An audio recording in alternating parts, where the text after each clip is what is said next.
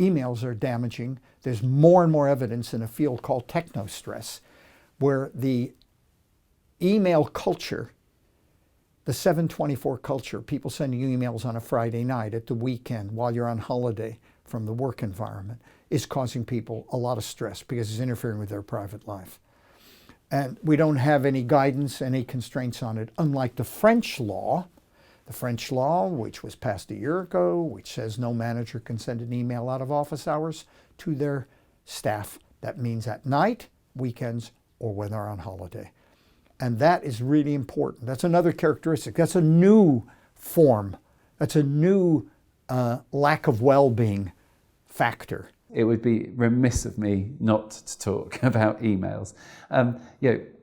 Too many of us, our work is directed by emails, which are other people's work for us. They're coming in all the time. We can't keep on top of our inboxes. When I first started work, I didn't have my own email address, and it was beautiful. And then I got my own email address, and that was also beautiful because it meant that you could be productive. But we have got to the point where CCing people in, emails coming on Sunday night, it's on your phone now all of the time. So employers need to help their employees to ensure that they are detached from email, so they're not going on holiday and still checking in, that they're not looking at their phones last thing at night. So employers and chief executives, people like me, senior leaders, should be role modelling those behaviours and being really clear about expectations in relation to it. It's about communicating really to people about what works for you and having those conversations within the organisation. So I think we probably don't do enough of that, about feeding back to our organisation and saying, actually, this isn't working. And I need to find out a way to make it work. Now that might be across the organisation, or it could be very locally. So it could be just your agreement with your line manager about actually, how you protect your well-being, so that you can perform at your best at work. And all line managers should want that to happen. I think if you're an employee and you get an email on a Friday night or a Saturday morning or while you're on holiday, don't do it. Don't respond to it. Then tell your line manager. But if it's your line manager, the probabilities are you will. You shouldn't. And then what you should do is when you get back in the office, you should talk to your line manager about that, particularly if you feel it's insignificant.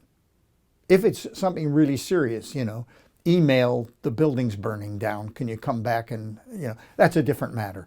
But the majority of them is line manager, your boss, wants to get it off their chest, so they send it on a Friday night and they feel a lot better. And what they'll probably say back to you if you were to confront them on the following Monday morning would be, well, I didn't intend for you to do it. You could have done it on Monday, but I just wanted to get it out of my in tray, right?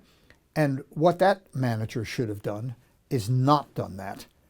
Waited till Monday morning. They could have done the email, but not sent it until Monday morning. That's what they should do. So there's a two-way match here.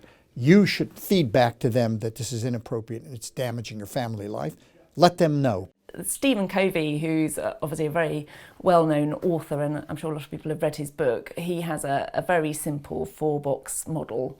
And the 2 scales are whether something is urgent and whether something is important. So he talks about the fact that a lot of people spend a lot of time in the box, which is all the things that are very urgent and very important. So that's the firefighting box, and that's the very reactive box. You're responding to everything as they come up. And you can spend all of your time just doing that in that very reactive state.